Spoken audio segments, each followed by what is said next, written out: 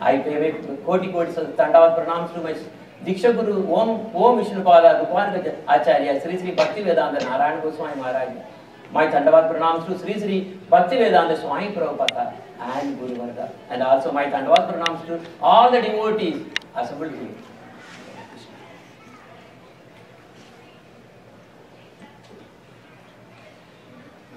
How many of you ate these cookies last week? Yeah? You all could have, right? How was it? Good? Good. Yeah. And today also you are going to have, but this time it is actually even better. Okay? So it is actually some chocolate cookies are coming. You know who made it? Katha, yeah, right there. He makes fantastic cookies. You know who gave the presentation here? Katha. Yeah. It's from Miami. He came from Miami to give this nice one. Alright, so special thanks to Bhajan from Miami. Now I have a question. Have you ever tasted these special biscuits? No. What? No. Why not? No, because they're for dogs. Is it? How do you know? Because dogs destroy bones. Alright, there you go. So you are not going to have these biscuits, right? But I am wondering, why they are shaped like bones? Because dogs like bones. Yes, because dogs love bones. What's a dog on? So making these dog bones, this kind of biscuits is a big business. If you go to the pet shop, you will have so many different colors. You can actually, it will be on sale and everything. You can, so much things are going on. But I never go into the pet shop. But I don't know how many of you. But this is what I'm doing here. Why are you looking at looks? Okay, and now you also see in front of some houses, they put a sign: beware of dog. Dog also comes in various sizes. There are small dogs and also there are big dogs, right? And one common reason why people keep this dog, big dog, is why? To guard. Security, correct. Yes, that is correct. So that it will protect. So even police department, they are also using this kind of dogs, isn't it? You can see that, right? In big houses, you can see these, lot of places. You can see there are big bungalows and all. They have that. But my question is, how good is this protection? In fact, they are only first-hand protection. These really the expert robbers, they know how to get over this, in fact, especially night. Okay? Because daytime there are a lot of other people. So the robbers normally rob at when? Night time. So they use some common trick. Because this is very, very common in India. India people, they use all kinds of tricks there. So what do? They know how to really tackle that. There you go. Throw a bone at the dog. So what will the dog do? When you throw a bone to the dog, it forgets its very duty. It gets satisfied and forgets about its goal. After all, it is just an animal. It is controlled by its own instinct. That is why they are animals, right? Isn't it? Right? Now, today's topic is actually the dog bone. Right? I will be talking a lot about, at least for some time, about the dog bone. That's an interesting story, right? Yeah. That's really interesting? Yeah. Yeah, there you go. Jaya Radha Maya Jaya Kunja Bihari Jaya Radha Madhava Jaya Kunja Bihari Jaya Gopi Janarala Jaya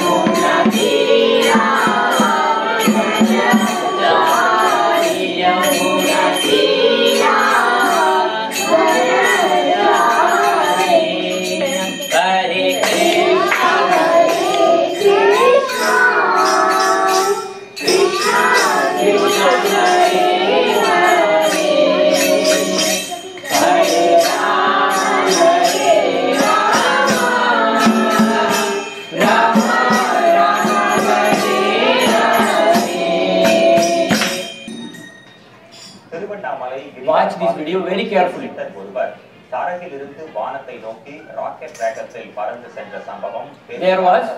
This was witnessed few years ago and came in the Indian TV, happened in a place called Tiruvannamalai, a Lord Shiva temple, very nice temple.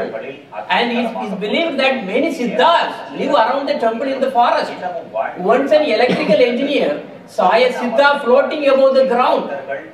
In wonder, he pulled his cell phone and he could really take a picture of that. Alright? But the Siddha saw, he just like a rocket, he just got up. Look at it.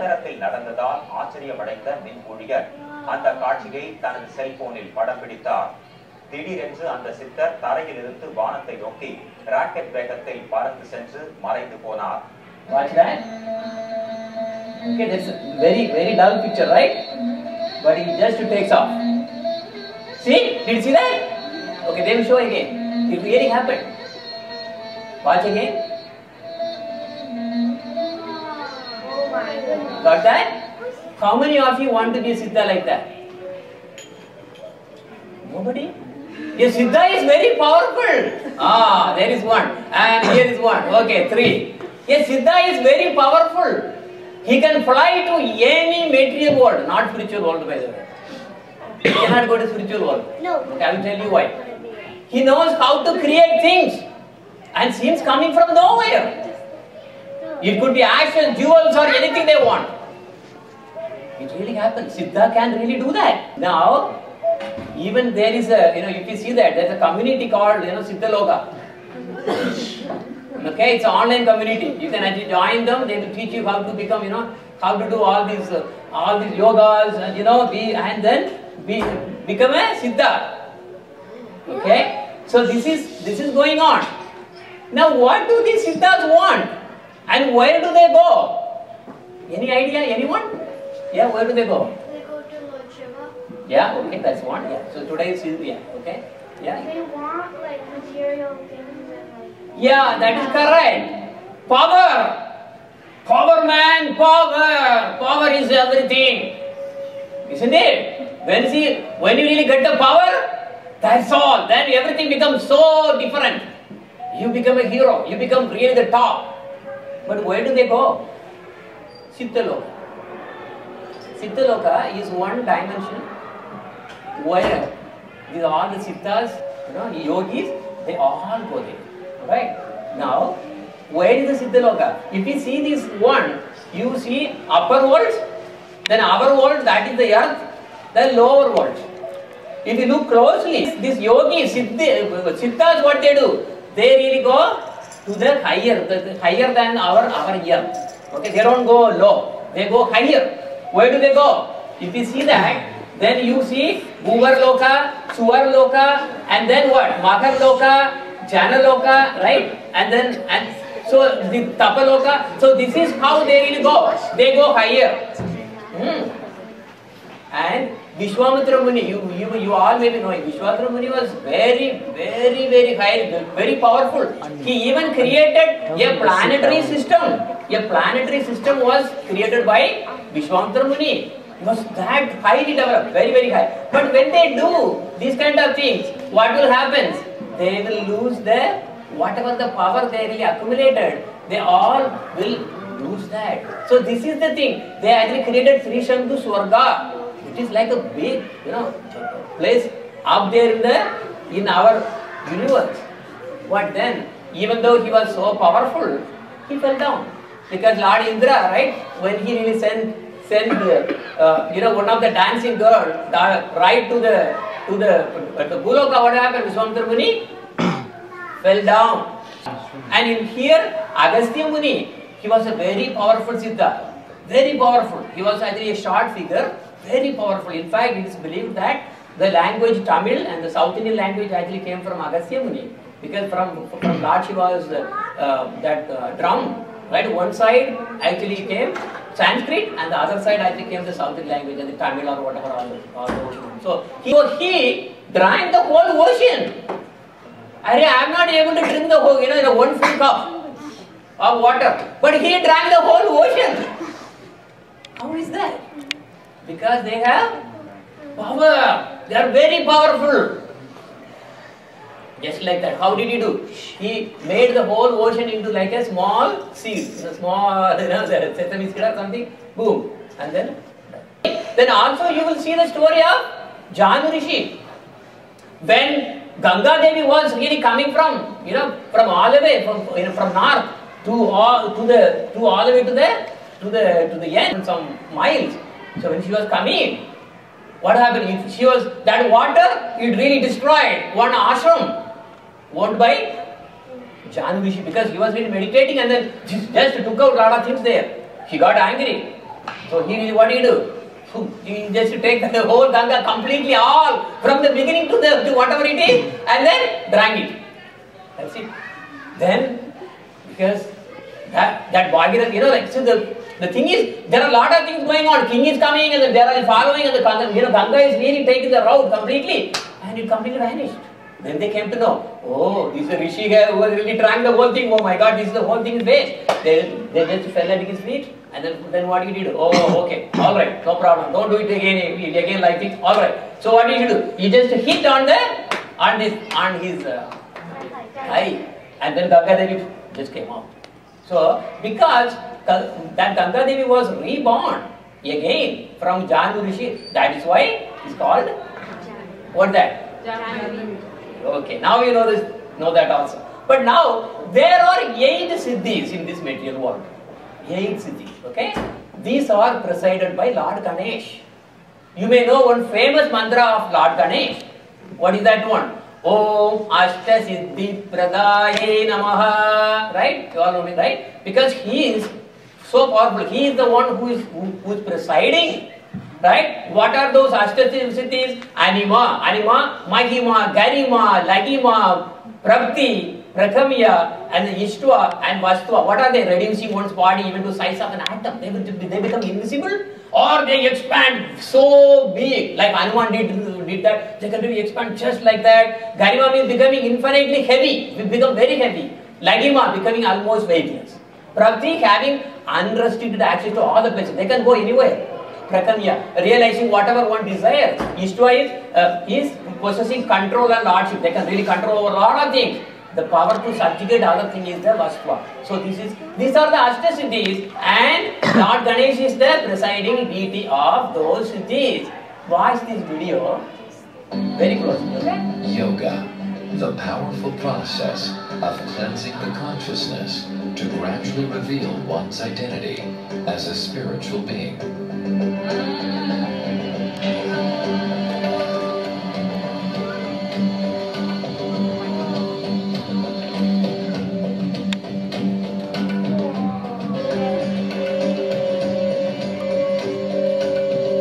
There are very powerful yogis. You will see so many in the Himalayas and many extreme places and all. Very powerful.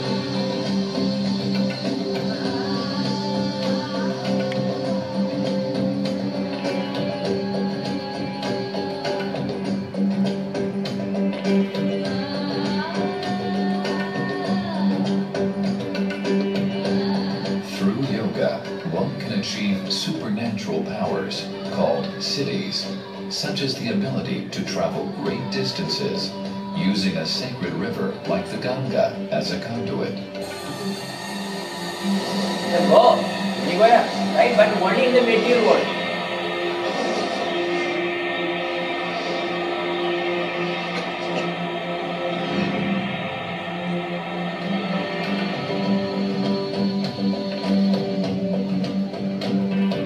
However, if such yogis do not seek pure devotion to the Supreme Lord Vishnu, their contact with Ganga is compared to the bathing of an elephant. Okay, watch this, After okay? cleansing, the elephant rolls on the ground and throws dust on his body.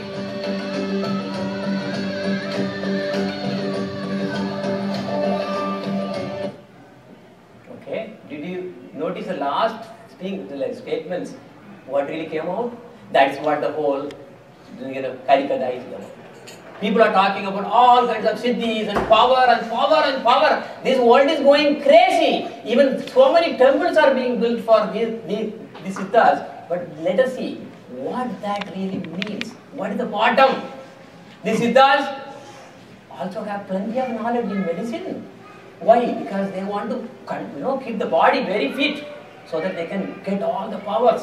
In fact, in the medicine world, you have Siddha, Ayurveda, Unani, homeopathy, naturopathy, allopathy, and so on. And the Siddha medicine came from the Siddhas. They are very knowledgeable, right? In South India, there were very famous Siddhas, very famous. They are even being worshipped in special temples even right now. In fact, I really got some association with some of the saints in South India who what do they do? He collects different things from different Siddhas. He goes to all kinds of places and collects, either their walking stick or their, whatever. They collect and they keep a big museum. He loves it. How he really came to that was because he got a disease which no doctors could really cure. But that Siddha could really just take care of that, no problem. And he said, okay, now you are my God. And he built a temple for the same Siddha. This is going on. So you will see, as the Kali Yuga progresses, you will see full of temples like this only. In fact, in India, every day gods are getting manufactured. They come to DC, they come to New York, they travel all over the place. Every day there are gods coming. At least this country is not that bad because they are not manufacturing any gods. But in India, every day, so many gods are coming. Alright? Now, what do they do? The only and main goal of Siddha is to get power. Power, power, power. Like a politician, they do all kinds of yogas to get this power. Sometimes even they use their powers to attack other Siddhas. And if some other Siddha can really give some more power, they will worship. So this is how they do. And in the Ashtanga Yoga, there are 8 angas, 8 limbs. You can divide into 2 parts, external and internal. External means yama, niyama, asana, pranayama. Right? Yama means what? Moral codes. Moral code means what? Yama means basically disciplines. What times to get up? What food should not be eaten, like gone in garlic. Any yoga class you go, first thing they say is stop onion and garlic. See? Right? That is how we start. Then niyama, knowledge about our body, and this is where the Siddha medicine comes into. Asana, these are the external, prepare our body to achieve the power. Then you have pranayama, that is breath control, right? So using this, you can really do so many things. So these are the external, but internally, pratyahara, sense control. Dharana, steadiness. This is the critical stage. When they have gone over the pranayama and then trying to really get into the pratyahara, then they master that sense control, then dharana comes. Dharana is a place to hold them steady. This is where the problem comes. All these yogis, they worship Krishna only. They start with the nice thing. Oh, you are Yogeshwara, etc., etc. They start with all those. But finally what happens? At the place of dharana is that there is a problem. What is that problem? Problem is, the yogis get tested in the dharana stage. By whom? Lord Krishna. Because this is a very critical stage. What does he do? Oh, alright, he's really, like calling me, he's really chanting my mantras even, he's even singing for me, all the things he's doing so far. But Krishna is looking, okay, what is his inner desire? Why he is doing all these things? What is the real reason behind internal? That is where he really does a test. What is the test? The test is very simple. He puts the Ashta Siddhi. Like a dog bone, which just you've seen. Right? Like a dog. When the dog gets a dog bone, what happens? It forgets everything else. That is exactly. So he throws a dog bone at them. What is the dog bone? Ashta Siddhi. Once the sadhaka gets happiness here, bhakti is finished. No more bhakti. Bhakti is blocked. They become like, I don't want to tell the names of the Babas. There are so many Babas who are, this is how the gods are getting created in India. This is the dharana stage, they are completely blocked there. Alright? Then what happened? Sadhaka becomes satisfied like the dog with that bone.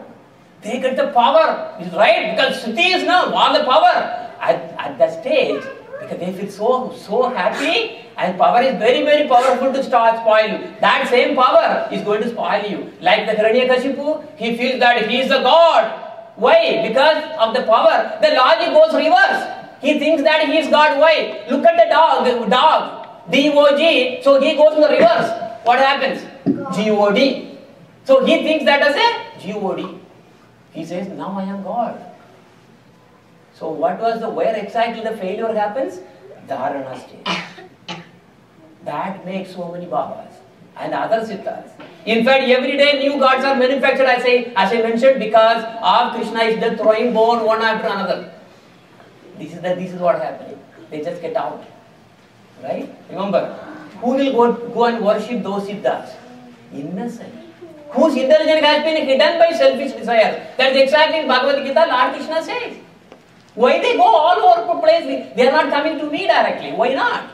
The problem is their intelligence has been stolen by their material desires. Okay? So this is where the thing stays. Once what happened was, like Srila Prabhupada actually visited one family.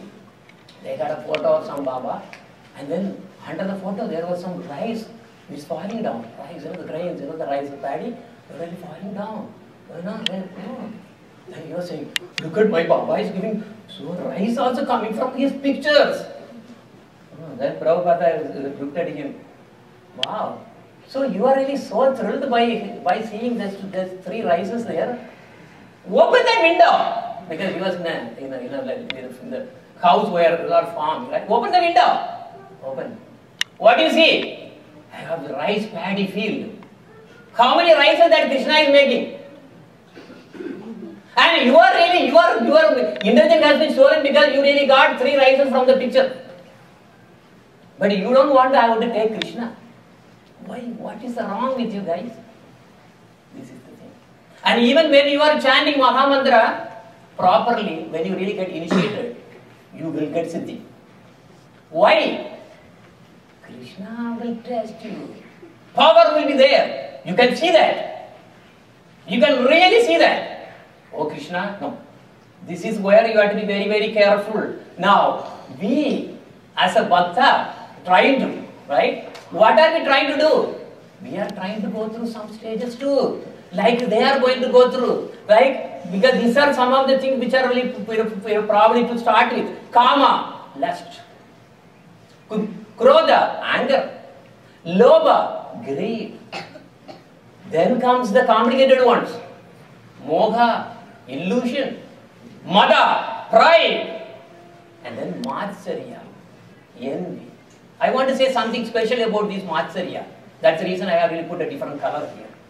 Now, if you see all these 6 things, something very important, I'll show this.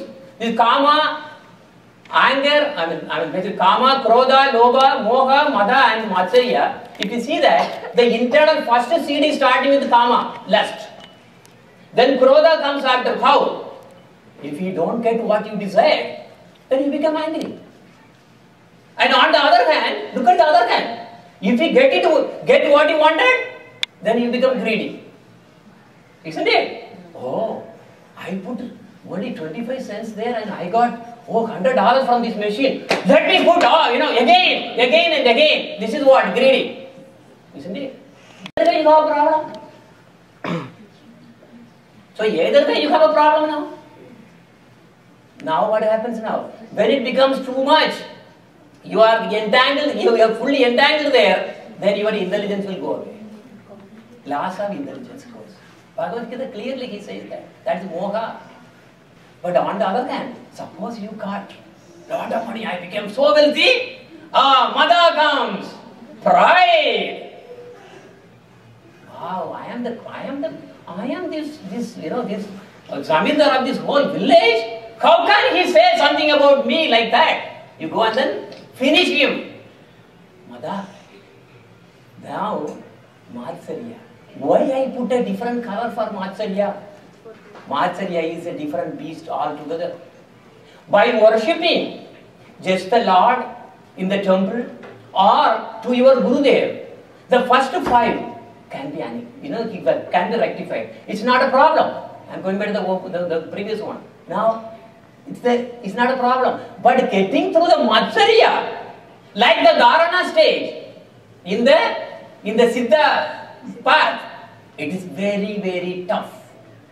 Okay? This is very, very important. I am going to put a small quote from Srimad Bhagavatam. This is very first canto, second verse. I am not going to go through the whole thing. In fact, I really gave some glimpse long time back. I am going to give only the first line, because this itself, if you want to talk, you can keep on talking for a month. It is that much is embedded. Dharma proshita kaitavo atre paramo nirmatsaranam satam. Srimad Bhagavatam says, you know what? You know who can actually understand me? Who will relish me like nectar? Is that satam, that sadhu who has gone above the matsarya. So that matsarya, you know the one I really put as the 6th one. So when one really goes beyond that, they are the only one who can really understand. But before that, look at what it is also saying. Dharma projita kaitava atra paramo nirmat. Now, dharma projita kaitava. You have to really throw out all the sastras which are talking about dharma, artha, kama and moksha. Throw the damn thing out. They are all cheating religions. Why they are called cheating religions? Because when this Vyasadeva came to that mature stage where, like late, because he composed all the Puranas. So the Mahabharata, he composed all those. After that, he was about to kill himself because he did not feel happy. That is when the Narada Muni came and then instructed. So now, this Srimad Bhagavatam was manifested, but with the help of his Guru Narada Muni, and it came from all the way from Sri Krishna. It really came at his very mature stage. What did he say? Throw all other things out. This he has written. So, this Srimad Bhagavatam is way high. Why? All the other religions, other Puranas, they have Dharma, Artha, Kama and Moksha as their goals. They are cheating religion. Why? Because if you see that, what is Dharma, what is Artha, what is Kama and what is Moksha? You want something. This is the problem. So the thing is selfish. Selfish the thing now. Right? So if any religion promotes asking for any favor, it's a cheating religion. That is why Srimad Bhagavatam can be enjoyed only by those who went beyond Matsarya, because only they can understand the real goal inside the Srimad Bhagavatam. Okay? So that much is clear so far? Alright? Okay, let us roll on now. Now, I want to say something about this Matsarya. Remember, it is on the top, right? This is called Sadvarga. Okay? Sad means what? 6. But the thing is, you can also call it sad varga, because it is sad. If you have this, it is sad. But the real sad thing is what? The Matsarya. If you have that, that is really sad. Now, if you really come here, like the Dharana stage, he is really throwing out those, right, dark bone. Will Krishna test everyone? Why should Krishna test me? How many of you are going to take exams to get your degrees? How many of you are going to take exam? For taking the, right? When you are really taking a degree, suppose you are really going for, MS degree or BS degree, how many of you say that I am not going to take any exam, but I will still get the thing? How are you going to do that? That qualification has to be tested now. Isn't it? Isn't it? So test is necessary to qualify. If they have selfish goal, then he throws a dog one, the same thing like the dog, he just throws a bone. What is that bone? It is the power. These devotees also get power. And now Lord Shiva was asked by Lord Krishna to take those kind of people away actually. That is why Sripad Shankaracharya came.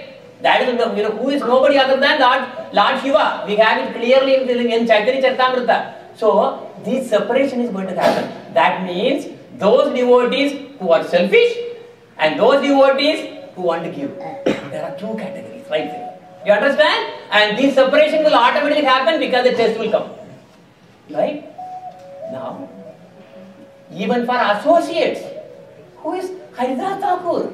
Is associate. Now you can really see, like, or even Narottam Das Thakur, you take any associate, they also went through the test. They went through the test.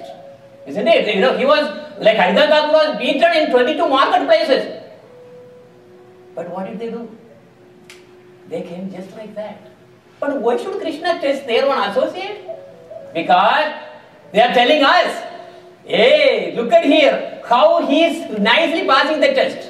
How you are going to pass your test now. Oh, okay. So this is actually a lesson for us. So great yogis will fail because they are not bhaktas. Because their destination is different. So Krishna even probably don't even test. Krishna doesn't have to test. Even Indra will test and they will fall away. Fall down. That is easy. But here, at the case of Haridas Thakur, even Durga Devi came to test him. And finally what happened? It ended up in Durga Devi taking Diksha from Haridas Thakur. How powerful these Krishna Bhaktas are. You have to understand. And will they really show all these this power to other people? No. Every Bhakta has power. They can create so many things. Without just like that they can do. And if you see, some of our acharyas, they don't even have body. Like here, like Narottam Das Thakur, how he came? Because Lord Chaitanya Mahaprabhu one day he was at the bank of Padma River, Padma River, which is basically the bank of Ganges. Oh Narottam, because Narottam Das was not born that time, right? Then he came, like basically that prema was really given by Chaitanya Mahaprabhu, and then finally when he left the body, how did he leave the body? He just like all of a sudden, all right, okay, everybody chant Harinam, Lord of Kirtan going on. He just went into the Ganges. He asked them to really pour Ganges water on his head. He became milk. His body was just dissolving in Ganges. And finally what happened? We don't have a body. We don't have a body in the Samadhi. It is just they took some little milk and that's what it is. Look at, if they wanted, they would have showed this one, making ashes, making jewels, making this one left and right. Right? But Bhaktas will never do that. If they have the power, oh, no, they will feel really what? Like, no, I don't want this one. I don't want to even talk about this power. They will always keep away from all these. And Krishna, he clearly knows that his bhaktas will never ask for even the post of Brahma. And now what he's saying? My bhaktas, he is really placing his bhakta higher than him. What is this particular sloka is saying? Nirapeksham munim shakam nirvairam samadarshanam Anuprajamyaham nityam Puyeti Ankrilemihi. With the dust of my devotee's lotus feet, look at where he is going. I desire to purify the worlds. In fact, he wanted to purify himself. That's another nice explanation if you want to go deep. I desire to purify the whole world situated within me. Thus I always follow the footsteps of my pure devotees. They are free from all personal desires. They think only of me alone and my pastimes. They are peaceful with equal vision and without any feelings of enmity. So Krishna has placed his dear bhaktas higher than them. Real bhaktas do not want anything for them. They do not want to waste time in amassing wealth. Instead, they renounce, but to do seva to Guru and Krishna. That is the right thing. People may say, oh, this is too much of devotion. At least you have to have something, you have to live. No, one may even say that, like it's an illusion. Oh, this devotion, what they say is always Gurudev, always Krishna. It may look like illusion. No, you are an illusion. Remember Mirabai's husband told to Meera, when right, because she was so highly devoted. And you all knew, you all know the story. What finally that husband came to really realize. So without so much of accrued sukriti from millions of lives, one can never get Krishna Bhakti. So those who are higher than all the demigods, I will tell you, if somebody is going crazy for Krishna, oh, he's higher than a demigod. You should surrender to them. This is how a Krishna Bhakta is positioned. In fact, when the Siddhas are claiming to be God, Krishna is claiming that he actually becomes a dog to his Bhaktas. Take an example, Bali Maharaj. He is a gatekeeper even now. He is working as a gatekeeper. What was that? You saw the first slide, right? What was that? The dog was guarding their house. That is exactly what Krishna is doing there. Right? This is a position. And there is one place where, oh, I am the same God, I am God. So this is one side. Otherwise, God, what the real God says, I am a dog. This is the difference. Our goal is to go back to the spiritual world. But there are unlimited destinations in the spiritual world. Where do you want to go? It is your choice. Your highest goal is not to get Siddhi power or go and then worship them. That's Siddha. But lovingly serve Krishna. That is all you have to do. But many go to heavenly places, karmis. Others want to go to yogi. Yogis want to go to Satyaloka. Up to this actually is the territory of Durga Devi. Some want to pierce through the Brahma Jyoti, Brahman, and reach Lord Shiva's place. Some want to go to Vaikunta, some want to go to Saket, some want to go to Dwaraka, some want to go to Madura, and very rarely one can go to Goloka. Depending on where the sadhu came from, can take the jivas to there. The attraction to those sadhus come by the nature of the jiva in the sea. This is how the whole thing works out. So, how do you know? Right? Dharmi and Bhakta are different. Karmi and Bhakta are different. Yogi and Bhakta are different. Siddha and Bhakta are different. Jnani and Bhakta are different. Mukta and Bhakta are different. If we have Bhakti, you are divine, way higher than gods. That's it. Right? Now, I will tell you, these yogis and all the siddhis, they really desperately, they are so much into Paramatma. There's a big difference. For yogis and all the other similar, Paramatma resides in their heart. But for Bhakta, who resides in the heart? Krishna resides, Bhagavan resides. Right? Now, I have a question. The real question is, what about the hearts of Paramatma? Remember, in your heart you have Paramatma or Krishna as in Bhagavan Swarupa, not as Paramatma, as Bhagavan. But does the Paramatma have you also in his heart? No. No. But what about Krishna? Yes. Exactly. You got it. Sadhavo krudayam mahyam sadhuna krudayam tvanam. Yeah, you want to sing? Yeah. Mad anyatena janati naham devyo managapi. Krishna says, my pure devotee is always within the core of my heart.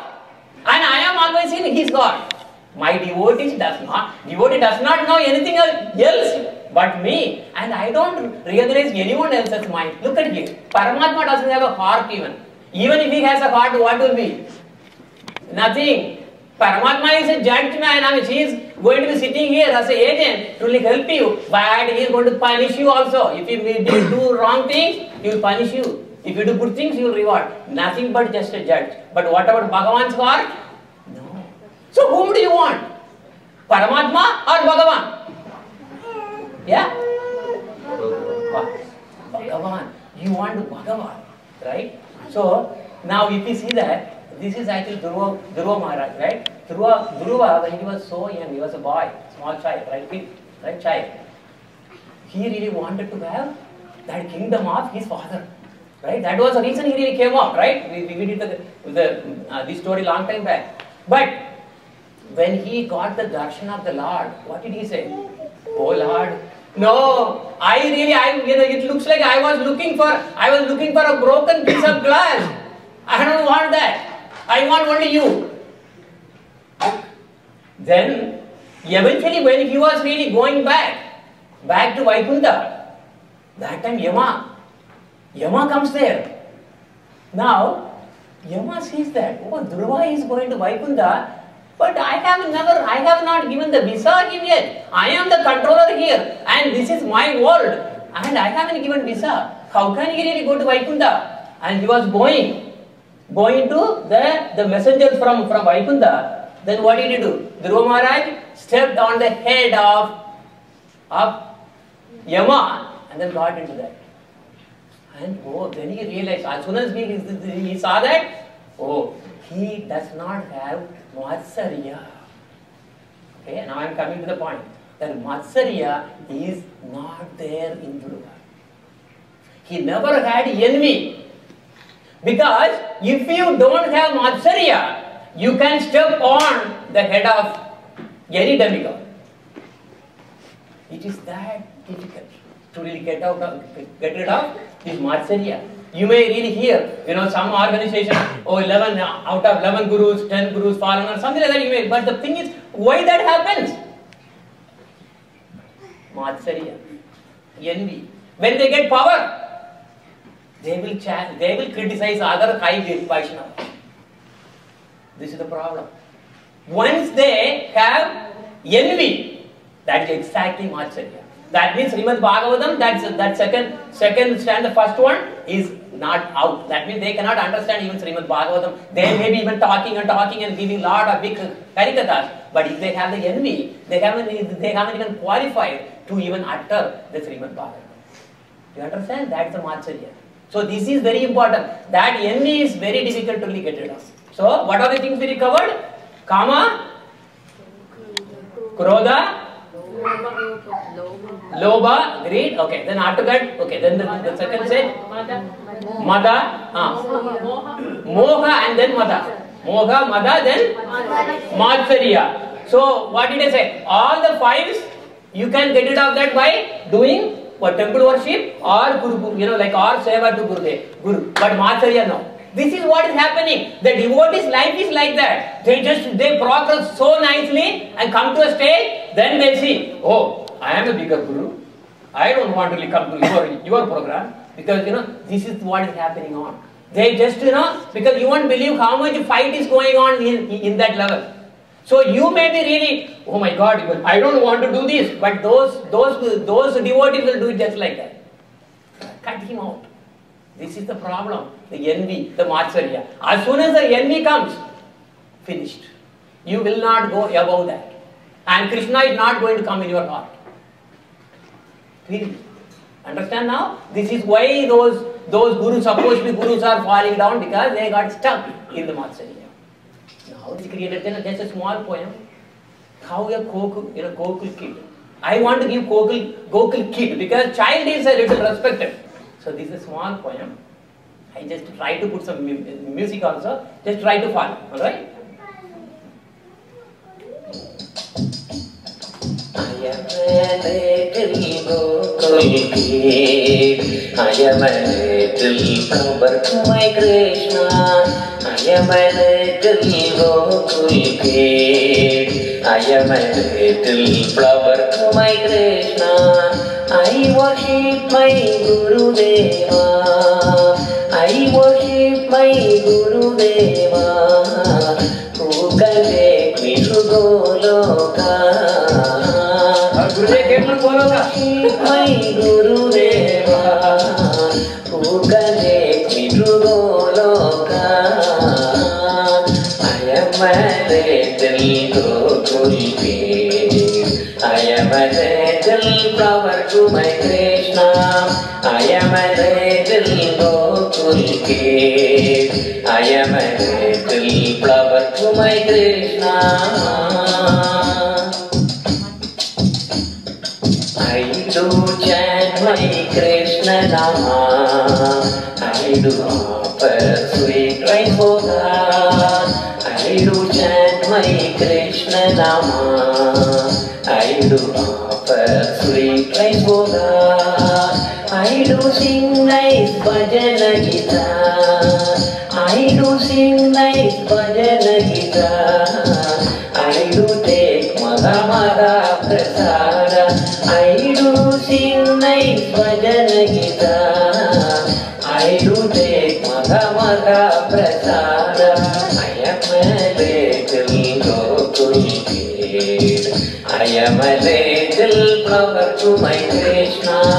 I am a little Gokul kid. I am a little flower to my Krishna. I don't care for jnana dharma. I don't want Paramatma Brahman. I don't care for jnana dharma. I don't want Paramatma Brahman. I don't want any Ashta Siddhi. I don't want any Ashta Siddhi. I don't want any Bhakti Mukti. I don't want any Ashta Siddhi. I don't want any Bhakti Mukti.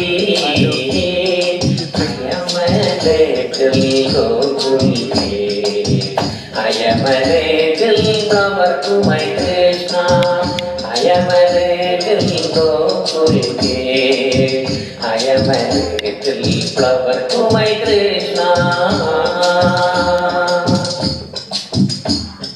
Krishna is my Mata Pita. Krishna is my Prananatha. Krishna is my Mata Pita. Krishna is my Prananatha. I love Krishna, I love Krishna. I love Krishna, I love Krishna. I give my very life to Krishna. I love Krishna, I love Krishna. I give my very life to Krishna. I am a little Gokul kid. I am a little flower to my Krishna. I am a little Gokul kid. I am a little flower to my Krishna. Hare Krishna, Hare Krishna, Krishna Krishna, Hare Hare, Hare Krishna, Hare Krishna, Krishna Krishna, Hare Hare, Hare Rama, Hare Rama, Hare Rama, Hare Rama, Rama Rama, Hare Hare, Hare Rama, Hare Rama, Rama